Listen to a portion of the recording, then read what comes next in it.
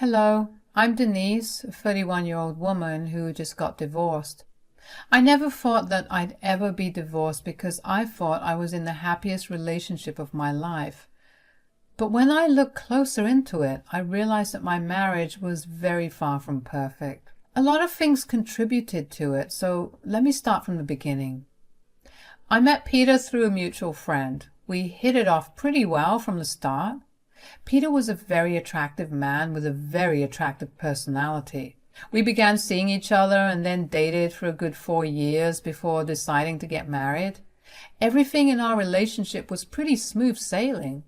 Peter and I shared a lot of the same values, and in general both of us were very accommodating of each other. The only issue we had was Peter's parents, Orla and Dave. They were nothing short of evil. The first time I met Orla and Dave, neither of them even glanced my way. When I got to the dining table, there were only 3 plates set out for the 3 of them. I was confused and very humiliated. Peter didn't speak up for me. He just kept his head down and looked away. I had to bring up the fact that I didn't have my own plate, and Orla acted dumb before saying that she had forgotten that I was there. Dinner after that wasn't any easier either. Orla and Dave pretty much ganged up on me and humiliated me. Peter was silent the entire time. Looking back, I guess that should have been an indicator of what my marriage to him would have looked like.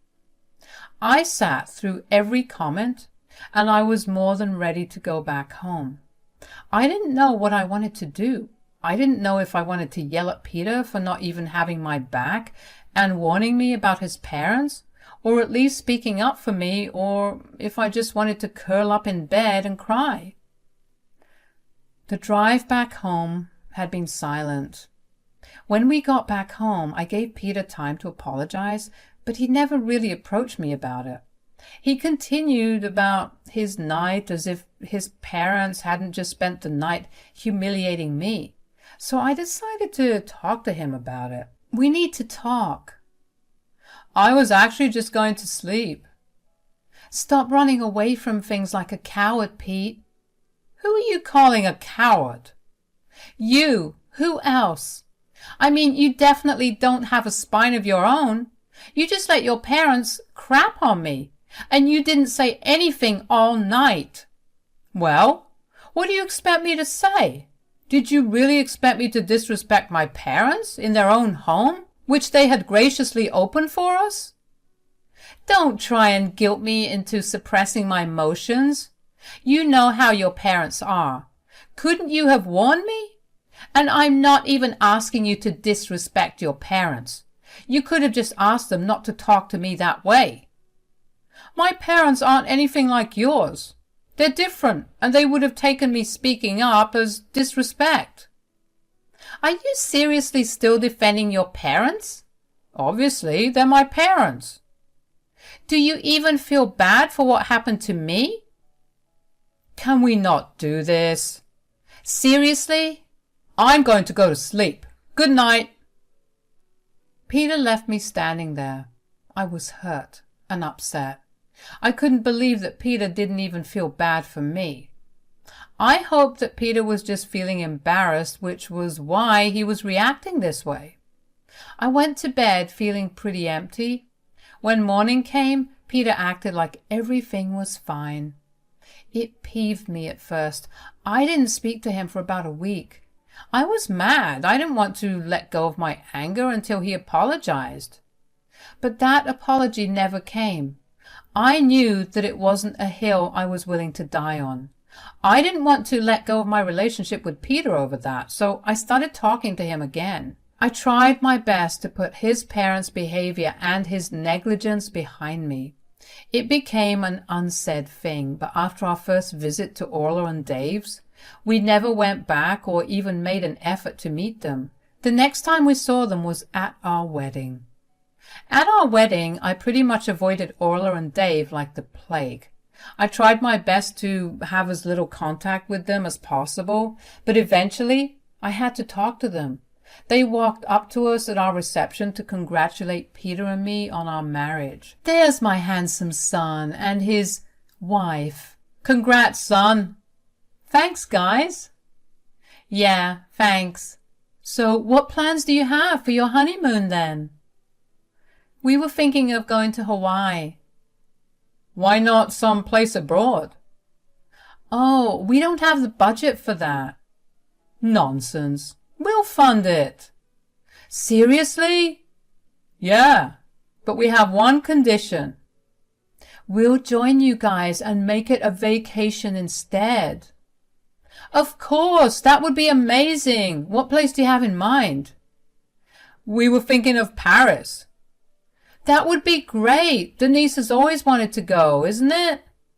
Yeah, excuse me, I need to go to the washroom. I was not happy with this. I wanted time alone with Peter. I mean, isn't that what a honeymoon is all about? Hawaii wasn't Paris, but it's still a beautiful place, and it was a place that I've always wanted to visit too. I didn't like that Peter just decided without even stepping away to ask me.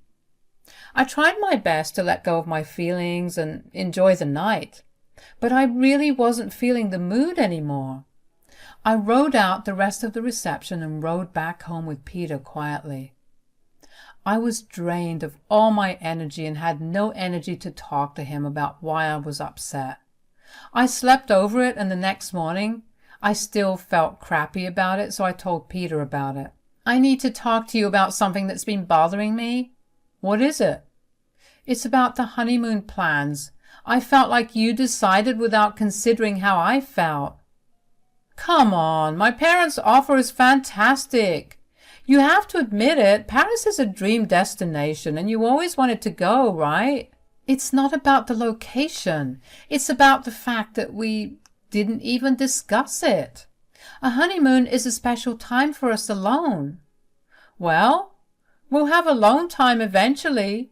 Right now, it's a great opportunity and we can't pass it up. Okay, but you know how your parents treat me. Is this really a smart decision? Look, my parents are trying to be nice. Stop overthinking things and ruining this for us.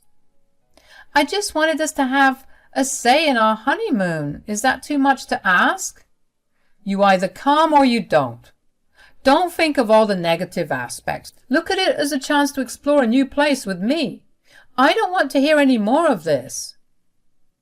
I have to admit that it hurt to hear Peter talk to me that way. Would he really be okay with me not coming along with him on this honeymoon turned vacation? I decided to just suck it up and go. The vacation was set to happen a month after our wedding. When the day came, we met with Orla and Dave at the airport. They greeted me with so much friendliness that I was caught off guard. They were unusually nice and caring. Since I was thrown so off guard, I guess I kind of closed myself off. They were nice for the first week in France. We still had another 3 to go. I was beginning to get used to their sudden change of behavior. But then they slowly started going back to their old ways. It started off with them making fun of what I was wearing. Orla would ask me if I thought that what I was wearing was smart. And some days they would make plans to go to these fancy places where they would deliberately exclude me from going in with them because they thought my clothes were embarrassing. Keep in mind, I was dressed more than decently and even got complimented for it by the few French people we interacted with. Then they started leaving me out of things for no reason. They would take Peter with them and go off with him for a good portion of the day and not tell me about a thing. I think I spent a good portion of my time at the hotel itself. Then came the comments about my weight and what I ate. If I ordered anything other than salad, Orla would make jabs at me. All the while she was stuffing her face with steak. Throughout the entire thing, Peter would never say anything. Sometimes I'd even catch him holding himself back from laughing. I was honestly more than ready to go back home. I counted down the days till it was time to leave. I couldn't keep hanging out with Peter and his parents. His parents bullied me relentlessly while Peter just ignored everything. I knew that I was going to have to talk to Peter about this later too, because every time I tried to talk to him, he never seemed to understand or want to hear about it. On our last day there, I decided to get Peter and my passports and tickets all organized together. Peter handed me his tickets, but when I asked him about my tickets, he said he didn't have them. It was odd that Orla and Dave hadn't handed me my ticket, but I was so absorbed with surviving this vacation that the weirdness of the situation never really got to me. Anyway, I went up to Orla and Dave's room and knocked on the door. Orla opened the door. "Hey, Orla, we'll be leaving tomorrow, right?" "Oh, yeah, Peter, Dave, and I will be leaving in 4 hours." "What? What about me?" "We forgot to buy your ticket. Whoops." "Whoops? Is that all you have to say? How could you possibly have forgotten to book my tickets?" "Calm down, Denise. We'll buy you your own tickets. It's okay." "No, it's not okay. They can't keep pushing me to the side and you can't keep supporting them." "Peter, she can't buy the same tickets as us." "What do you mean?" "All tickets on our flights are sold out." "Great. What are you going to say about this, Peter?" "I'm sorry." "No, sorry won't work. What's your solution?" "First of all, stop hounding my son. Talk to him with respect. Secondly, figure out your own solution. He's not responsible for your issues." "Peter, would you stay back at least?" "But I want to go to Turkey." "He's coming with us. Figure out your problem yourself." I was beyond shocked by this news. As Peter and I left their room, I tried asking him over and over again to not leave me alone. But he just looked away from me in embarrassment. He told me that his parents had paid for this trip from their retirement fund for him, and he wasn't going to disrespect them like that. I didn't say it at that time because I was so appalled. But all I could think about was, what about how your parents are disrespecting your wife? I watched Peter pack his bags through tears. He barely looked at me or even apologized. He never even offered to pay for my ticket back. I had half a mind to cause a scene, but at the same time I was humiliated enough.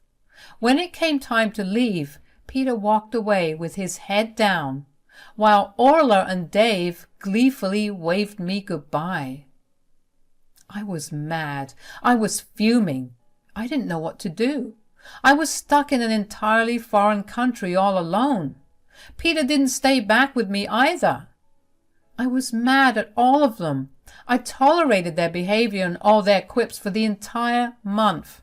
I tolerated Peter not saying anything. I was done.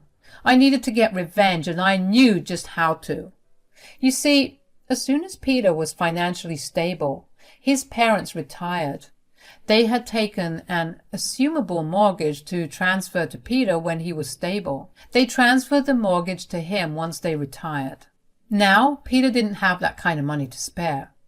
It's why he still lived in an apartment. He was drowning in debt and the house was on the brink of foreclosure.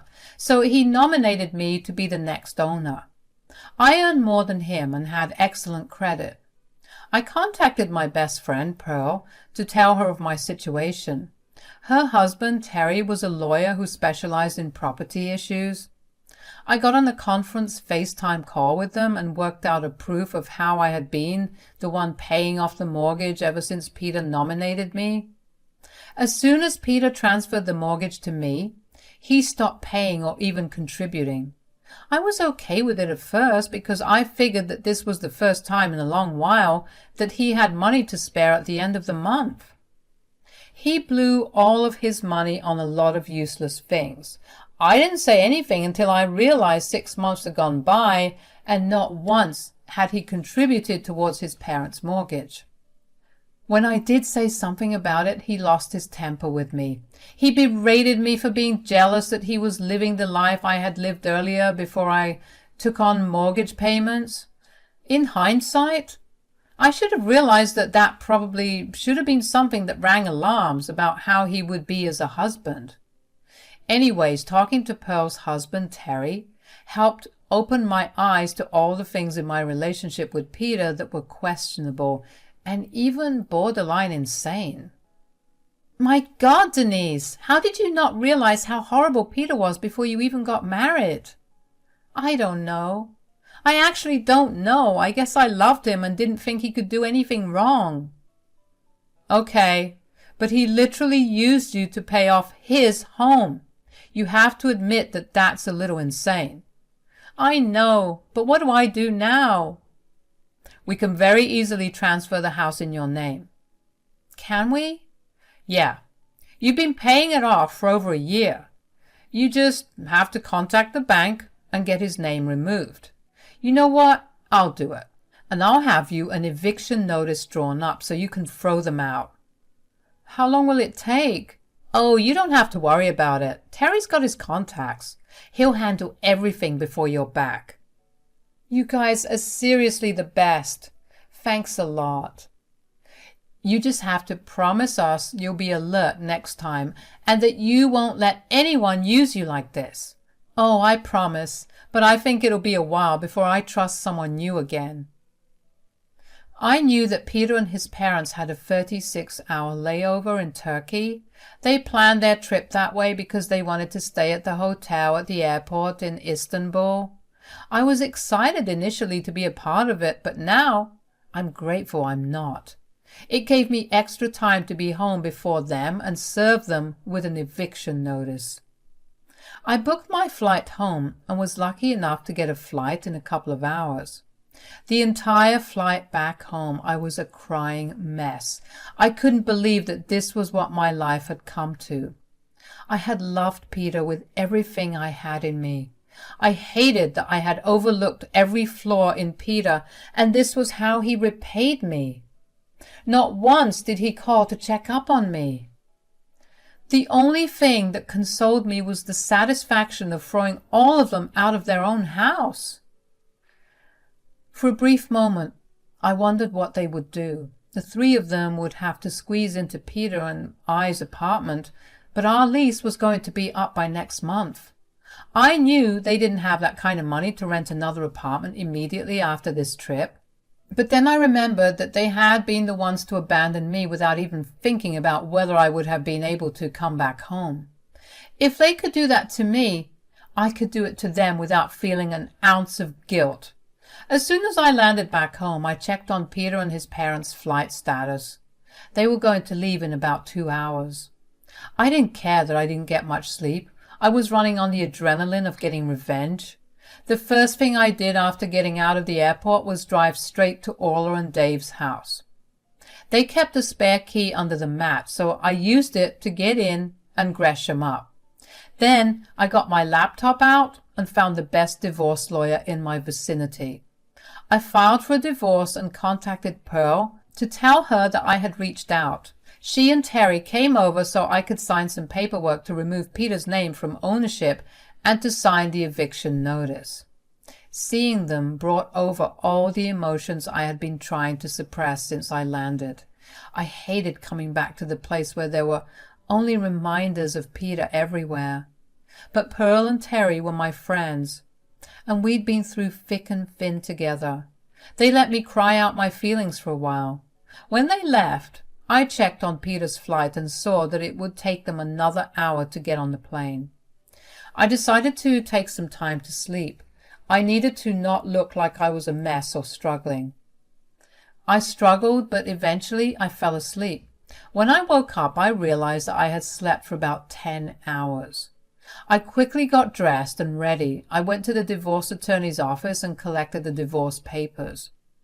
When I got back, I had to wait about an hour before Peter and his parents came back. My heart pounded as the time drew nearer to their return, but I knew I had to stay strong. When they got back, they were surprised to see me there in their house. What are you doing here? When did you even get back? Babe, I was trying to call. Save it. You didn't try anything. To answer your questions, Orla and Dave, I got back yesterday and I came here for a reason. Make it quick. We're all tired from traveling and we want to get some rest. Well, I want you guys out of my house. Your house? What are you even talking about? Stop wasting our time. Get out. Oh no, you guys need to get out. Don't you dare talk to my parents that way. I won't as long as they get off my property. This isn't your property, Denise. It is now, since I've been paying the mortgage off for the past year. What? Peter, what is she saying? We thought you were the one who was paying it off. For God's sake, we gave you the house because you said you could handle the payments. Well, he couldn't. He nominated me as an owner, and I had it off. I threw him off the owner's list because he hadn't paid a cent towards it, and now the house is mine. So get out. The three of them stared at me in shock and disbelief. They tried to plead their case and begged me to let them stay with me, but I told them that I had had enough of their bullying. I told them to get out or I would get the police involved. Right before they left, I handed Peter the divorce papers. I told him I didn't want to be with someone who would gladly use me for his gain and not ever stand up for me when I most needed it. Peter tried to apologize and begged me not to leave him, but the hurt was too much to continue to stay with him. I watched them leave and my heart was full of satisfaction. It would be a while before the hurt and betrayal completely cleared out, but at least I had taken control of my situation. I didn't let either Peter's or his parents' actions get to me or define me, and in my books, that's the biggest win of them all. It's been a couple of months since all of this has happened.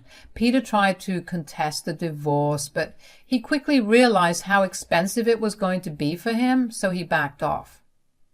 The last time I heard about their situation, I found out that they had stayed with a bunch of relatives before they could afford an affordable place.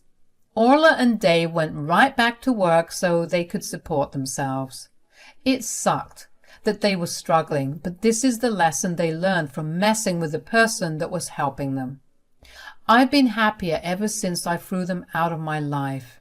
Yeah, sometimes memories of everything they did to me come back, but I always let the satisfaction of my revenge comfort me.